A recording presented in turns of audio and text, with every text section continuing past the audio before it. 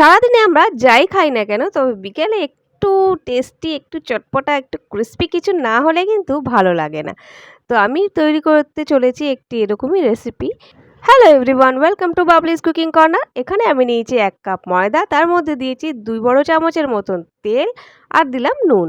ভালো করে মাখিয়ে নেব অল্প, অল্প জল দিয়ে, যাতে ডোটা খুব বেশি সফট না হয়, একটু স্টিফ ডোটা আমাদের দরকার। তো এখানে আমি ভালো করে এটা মাখিয়ে নিচ্ছি, কারণ আমরা এটা কিছুক্ষণের জন্য ঢেকে রাখবো, তখন এটা একটু সফট হয়ে যাবে। তো কিছুক্ষণ হয়ে গেছে, এবার আমি দেখে নিচ্ছি। এবার এই ময়দার মিশ্রণটাকে, ডোটাকে আমরা আর একবার একটু মেখে নেব ভালো করে। দেখুন কি সুন্দর সফট হয়ে গেছে না? খুব বেশি সফট আবার করলে পারে না, একেবারে আমাদের হ্যান্ডেল করতে অসুবিধা হবে। তো এটাকে আমি এবার সারফেসের মধ্যে নিয়ে নিলাম। একটু একটু শুকনো ময়দা আমি লাগাবো, আর লাগিয়ে এটাকে ছোট ছোট একটু আমি লেচির মতন কেটে নেব। তো আমি দেখিয়ে দিচ্ছি কতটা ছোট আমরা কাটবো।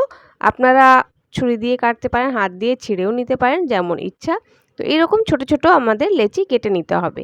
অল্প অল্প একটুখানি ময়দা মাখিয়ে আমরা এটাকে এবার বেলে নেব।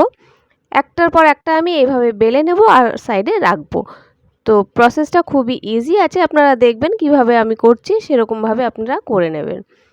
তো একটু একটু শুকনো ময়দা লাগিয়ে আমি এইভাবে একই সাইজের সমস্ত, আমার এখানে ৯টা রুটির মতন হয়েছে, আমি বেলে নিয়েছি। একটা নিয়ে নিলাম, এর মধ্যে আমি লাগিয়ে দেব ভালো করে তেল। তেল ভালো করে একদম সাইড পর্যন্ত লাগাবেন, যাতে খালি না থাকে, আর বেশ ভালো পরিমাণেই লাগাতে হবে। তো লাগিয়ে নেওয়ার পর ওপর থেকে একটু আমি দিয়ে দেব, ডাস্ট করব ময়দা, শুকনো ময়দা। তো এইভাবে ছিটিয়ে ছিটিয়ে আমি একটার পর একটা রুটিগুলো আমি রাখবো। তো ভালো করে আপনারা টেনে এইভাবে সমান করে রাখবেন, যাতে অসুবিধা না হয়। আর একটা এভাবে চেপে দেওয়ার পর আমি আবার অন্যটাও এইভাবে করে নিচ্ছি। আপনাদের যদি বেশি একসাথে লাগাতে অসুবিধা হয়, আপনারা দুটো দুটো করেও করতে পারেন, আর চাইলে ৪টে ৫টাও করতে পারেন। আমি এখানে সবগুলো একসাথেই করব। তো এইভাবে আমি ময়দা ছিটিয়ে দিলাম, আর এর উপরে আমি রেখে দেবো আর একটা রুটি।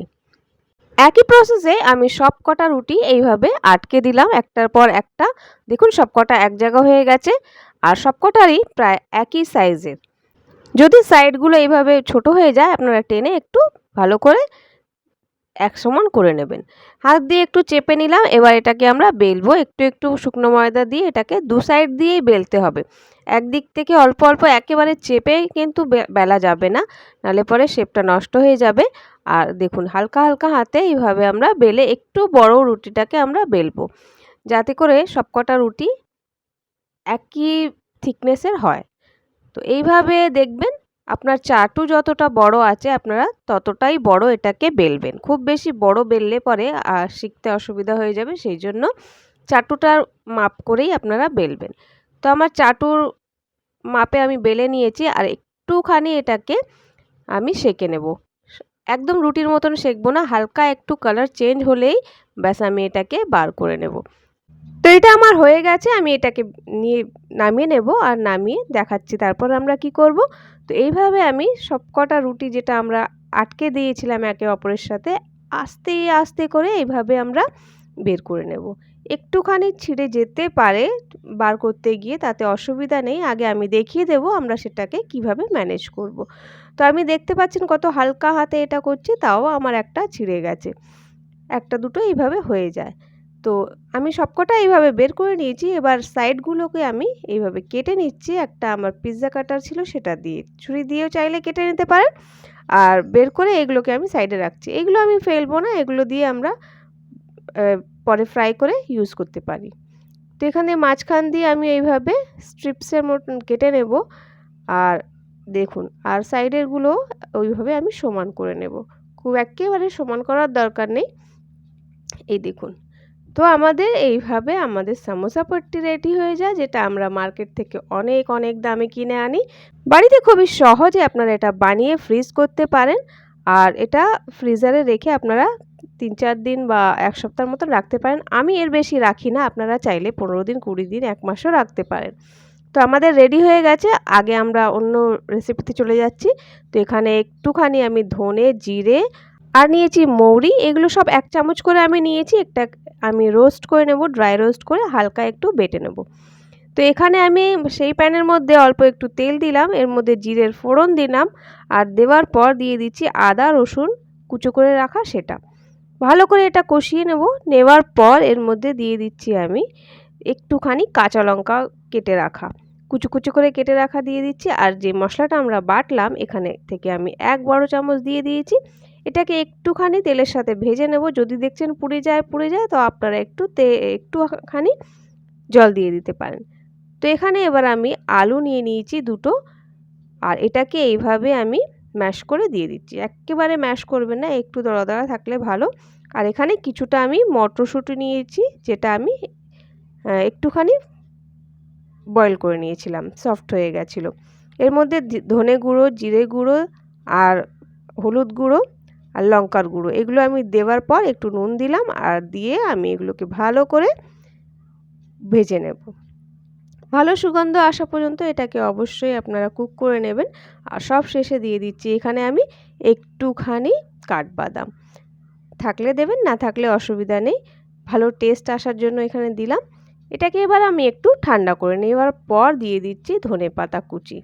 আপনারা যারা এখনও আমার ভিডিওটাকে দেখছেন প্লিজ একটা লাইক করে দেবেন আর চ্যানেলটাকে সাবস্ক্রাইব করতে পারেন আগেও এই ধরনের রেসিপি দেখার জন্য। তো এবার আমি এটাকে ভালো করে মাখিয়ে নিলাম। নেওয়ার পর এখানে আমি একটুখানি ময়দা আর জলের একটা মিশ্রণ তৈরি করে রেখেছি, স্লারি বলা হয় না সেটা। তো এটাকে এবার আমি আলুটাকে সাইডে রাখছি আর এখান থেকে নিয়ে নেব একটা পট্টি। তো পট্টিটাকে খুব ইজিলি এইভাবে ফোল্ড করে নেওয়া যায়। তো আপনারা হাতে নিয়ে এইভাবে ফোল্ড করে নেবেন আর নিয়ে এটাকে ভালো করে আলুর মিশ্রণটা আমরা ভরে নেব। ভরে নেওয়ার পর এটাকে যাতে কর্নার পর্যন্ত যায় একটুখানি ভরে নেবেন আর এইভাবে স্লারিটা লাগিয়ে আমরা এটাকে সিল করব। তো সিল যাতে ভালো করে কর্নারগুলো হয় আপনারা খেয়াল রাখবেন, কেননা যদি ফাঁকা থাকে তাহলে এখান থেকে তেল ভেতরে ঢুকে যাবে। তো এটাকে একটু টেনে টুনে আপনারা চেপে বন্ধ করবেন যাতে করে এটা আমাদের তেলটা ভেতরে না ঢোকে। একটা আমাদের তৈরি হয়ে গেছে। এইভাবে আমি আপনাকে আরও একটা দেখিয়ে দিচ্ছি। ফোল্ড করাটা খুবই সহজ। দেখুন এইভাবে যদি ছিঁড়ে টিড়ে যায় তাহলে আপনারা এটাকে ভেতরে দিয়ে এইভাবে ফোল্ড করে নিতে পারেন। খুব সহজেই ফোল্ড করে নেওয়া যায়। দেখুন এইভাবে জাস্ট কর্নার করে আপনারা ফোল্ড করবেন। আমি কিন্তু খুব বেশি সামোসা পাট্টিটা খুব লম্বা রাখিনি যাতে অনেকগুলো ফোল্ড হয়। তাতে কি হয় ভেতরের পোর্শনটা না কাঁচা কাঁচার মতন থেকে যায়, ক্রিস্পি হয় না। তো আমি বেশ একটা লেয়ার থাকুক সেরকমভাবেই আমি এটাকে ফোল্ড করি। ব্যাস এইভাবে আমি মুখের দিকটা এইভাবে লাগাবো স্লারি আর লাগিয়ে এটাকে আটকে দেব। এইভাবে আমি সমস্তগুলোকেই ভালো করে সিল করে বন্ধ করে নেব আর তৈরি করে নেব। তো আপনারা এটাকে যে কোনো পুর দিয়ে বানাতে পারেন ইচ্ছা মতন আপনারা। আর দেখুন আরেকটা আমি দেখাচ্ছি, কর্নার আমার ছিঁড়ে গেছে, আমি কিভাবে এটাকে ম্যানেজ করব। তো এইভাবে ভেতরে দিয়ে এটাকে জাস্ট এইভাবে নেবেন, তাতে কি হবে কর্নারটা আমাদের ভেতরে চলে যাবে যেটা আমাদের ছেঁড়া আছে আর এইভাবে এটা আমাদের ভালো মতন সিল হয়ে যাবে।